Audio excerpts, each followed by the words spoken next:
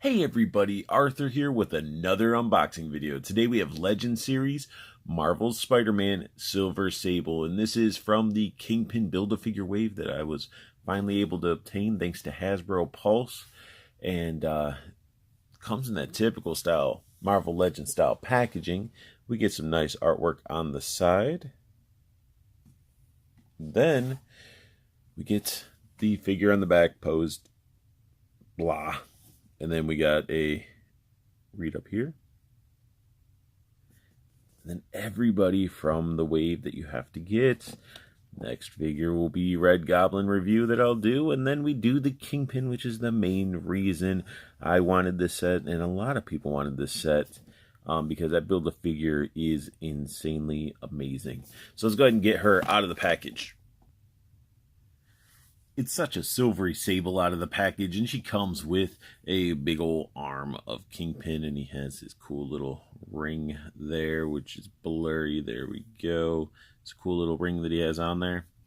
And she comes with some accessories, which they're not the worst, but they're not the best accessories. We get domino guns, Deadpool guns, guns that we've seen before, but with her, these will work because they're like futuristic guns, and they aren't super screaming Nerf, so they don't look too bad. This one looks like it has like some cracks going through it with the marbleization of the plastic, but hey, it is what it is, and they aren't horrible. They fit her because it's futuristic. It's when they start mixing these with people that should have gotten like realistic guns as opposed to future guns. So the guns aren't horrible, and let's take a look at the figure. Now first off, this figure has that like Instagram purse face lips, like her lips are just sort of pushed out. Like she's just like, I'm sassy. But you can see that her headband just stops being painted up to the hair. It's just like that gap of silver right there, which either the hair needs to be shifted in more or they just didn't paint it, and that's obnoxious. The eyes are pretty straight.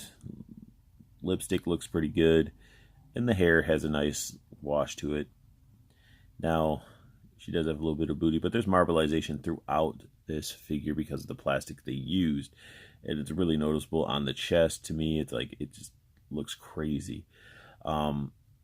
She's got some cool little silver harnesses. You know, a harness sort of sits back like that. It's not crazy. It's a nice accessory to have.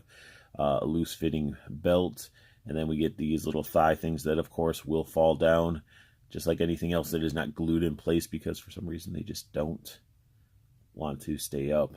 And then her warped legs, and then this one's like weird because it has like some weird like gapping going on in the plastic. Is like it's really shiny here, and then it gets matte here. It's almost like two-tone or two types of different plastics used. You can see it on camera like night and day.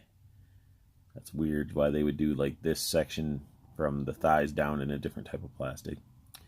But let's get into articulation really quick. The figure can get her to look down quite a bit, but then her hair looks weird in the back. She's like, phew. And I think I pop it back up, which the hair makes it a little bit of a challenge. But you know, you can look left and right with this figure, get a little bit of attitude, but this chunk of hair back here definitely affects it because it's just hitting the back. Her arm can go up this far, single jointed elbow, and it pivots at the elbow because there's no bicep swivel. Really cool sculpted glove. I like it. Wrist is rotatable, and it does have a, oh, come on. Yeah, I'm not going to try that. That wrist is not wanting to bend. Looks like there's some plastic overgoing the flap there. Will this one bend at least? Yep, that one does. So you get the bend. Just be careful. I mean, with these figures, since they're so small, like those peg, like if I try to force that might break, and I haven't seen this in the wild. If I was able to obtain another one, which I might have to for the alternate head that comes with Mystique, then I don't know. Should I try it now? Should I try to really force it again? Nah, that plastic is just overlapping too. I'm not risking it. Not risking it. She does have that nice, ball joint, I guess, right there, and she gets that nice range of motion, so she can lean forward that much and she can crunch back that much. So it's nice. I like the whole being able to just really rotate around, lean and stuff like that, and it looks good. No waist swivel. Got the paint that's going through is pretty clean throughout most of it, except for where it divots in the plastic in her abs.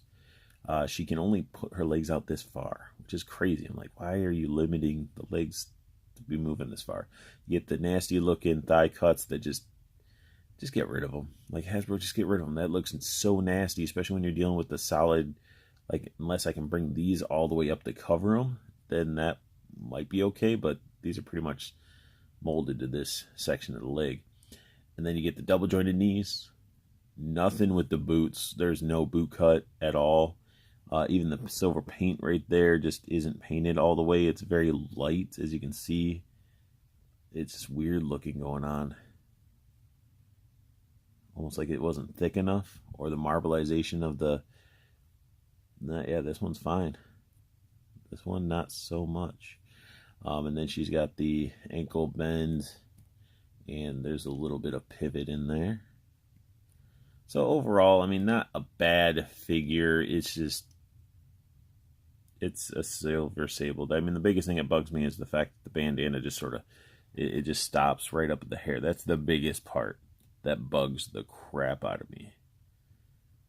So it's like, now if I pose her, I'm going to have to like pose her where like it's a good side. But let's get her like posed up. Let's put in some guns in her hands and see if she is the official Silver Sable that we should all be hunting for. Broken Toy Biz flight stand for the rescue. Got her all posed up as if she's leaping through a window and shooting the enemy. You know, really cool, fun character to pose. But as I was posing her, you know, I was grateful that Hasbro gave us a Silver Sable. But honestly, I wasn't really impressed. Like, it wasn't a figure that I was like, oh man, this thing is so cool. But it wasn't like I hate the figure. It's just, you know, a good portion of that paint missing on the head sort of throws me away. But I just feel like it's just sort of like a meh figure.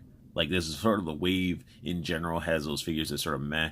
I feel like they're just like making this one be in high demand because you need it for the Leandra head that comes with Mystique, but you really don't, because the silvers don't really match. But Hasbro's trying to get you to buy 2 of these so you can use it. It's confusing. The figure's okay. Do I tell you to run out there and buy one? I mean, if you don't have one and you don't see the Kingpin wave in your area, yeah, pick her up. But I mean, overall, like, it's just sort of like meh. It's a meh figure, and that is my unboxing and review of Legend Series Marvel Spider-Man Silver Sable. If you guys like what you saw, hit that thumbs up. Subscribe if you're new to my channel. And I want you guys to check out Toyco Toys and Collectibles. You got the community, interact with your fellow collectors and nerds.